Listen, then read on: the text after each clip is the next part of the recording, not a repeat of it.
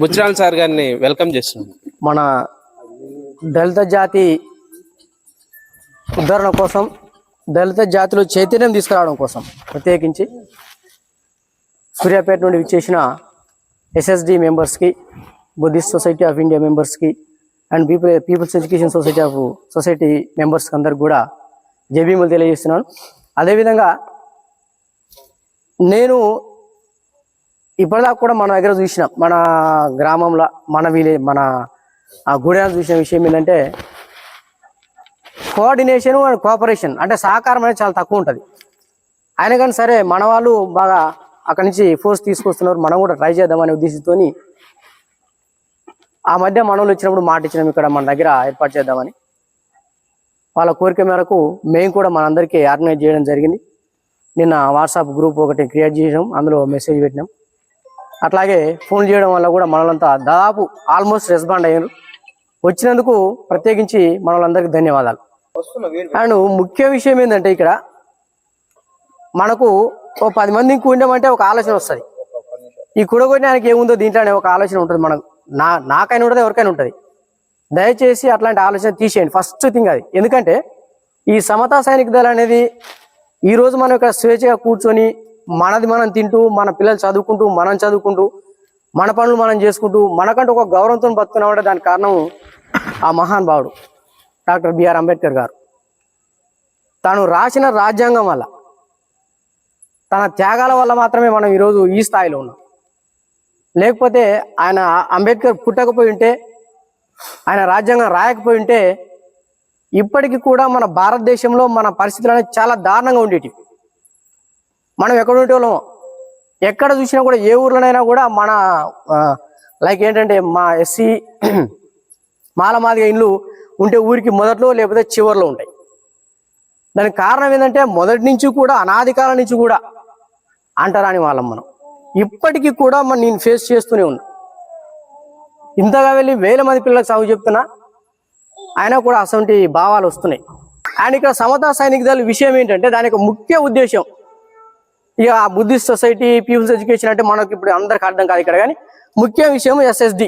ఇక్కడ మనం ఈరోజు కమిటీ ఏర్పాటు చేసుకున్నది అది. ఎస్ఎస్డి అంటే ఏంటంటే మన జాతిని, మనోలను మనము ఒకటిగా ఉండి మనల్ని మనం కాపాడుకోవాలి. ఏదైనా ఇబ్బందులు వచ్చినా, ఏదైనా వివక్ష జరిగినా అట్లాంటి విషయాల నుండి మనల్ని మనం రక్షించుకోవాలి. మనోళ్ళందరికీ ఒకరు సపోర్ట్ ఉండాలి అనే ఒక ఉద్దేశంతో మాత్రమే ఈ విషయాన్ని ఇక్కడికి తీసుకురావడం జరిగింది. కానీ ఇందులో ఎవరికి ఎట్లాంటి లాభాపేక్ష అయితే లేదు. ఏమో ఆయనకి ఏమొస్తుందో, ఈయనకి ఏమొస్తుందో అనే ఆలోచన మాత్రం దయచేసి రానియకండి. లేదు ఈ కమిటీ మనకు అవసరం లేదని వదిలేద్దాం. అంతేకాని ఇక్కడ వాళ్ళ 10 మంది పిలిపించారు, వాళ్ళకి ఎంత వచ్చిందో మరి ఏం చేసిరో అనే ఆలోచన మాత్రం రావు. దయచేసి ఇది రాజకీయ పార్టీ కాదు. ఆయన మన జాతి కోసం చేసిన త్యాగం, ఆయన కుటుంబం మొత్తం కోల్పోయింది. ఆయన అంబేద్కర్ గారు తన 4 కొడుకులు, తన బిడ్డ, వాళ్ళంతా చనిపోతున్నా కూడా అతను లెక్క చేయకుండా నా జాతిలో చైతన్యం తీసుకురావాలి అనే ఒకే ఒక ఆలోచనతో తను రాజ్యాంగాన్ని రాయడం జరిగింది. రాజ్యాంగం రాయడానికి 9 మంది కమిటీ వేసారు. 9 మంది మేధావులు ఉన్నారు అప్పట్లో. ఎవ్వడి వల్ల కాలే రాజ్యాంగం రాయడం. మొనగాడు.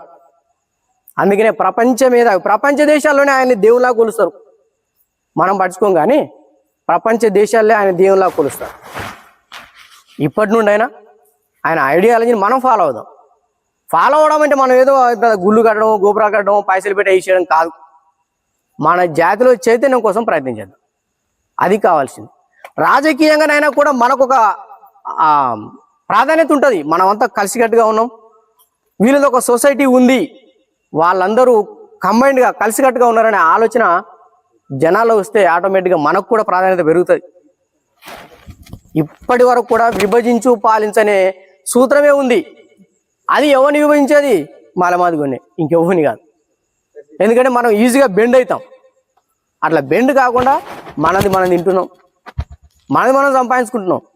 మనకంటూ ఒక స్ట్రాటజీ ఉండాలి. కాబట్టి దయచేసి అన్యదా భావించకండి. మన అందరి అభిప్రాయాలు పంచుకుందాం. ఇక్కడ పంచుకొని ఆ కమిటీని, ఆ బ్రదర్ వాళ్ళు, నేను అనుకున్న ఎప్పటి నుంచో నాకు ఆలోచన, అందరూ ఏకతాటిగా మాలగూడెం అంతా ఎప్పుడు ఉంటుంది అనే ఆలోచన ఉండి నాకు. కానీ ఇక అది ఒక్కనో వాళ్ళు అయ్యే సాధ్యం కాని పని. ఎందుకంటే మన దగ్గర అట్లా ఉంటాయి సిచ్యువేషన్స్. అట్లాంటివన్నీ పక్కకు పెట్టాలంటే కాస్త చాలా ఓపిక ఉండాలి. దయచేసి ఇప్పటి నుంచైనా ముందు తరాలకు మన ఈ తరమైనా కూడా అందరం కలిసి ఉందాం. వెనకడ పోయినాయి ఆ కమిటీని దాన్ని ఏర్పాటు చేసుకొని దయచేసి యాక్టివ్ పర్సన్స్ ముందుకు వచ్చి దీంట్లో మెంబర్స్గా ఉండి చేస్తే మంచిదని నా యొక్క ఉద్దేశం.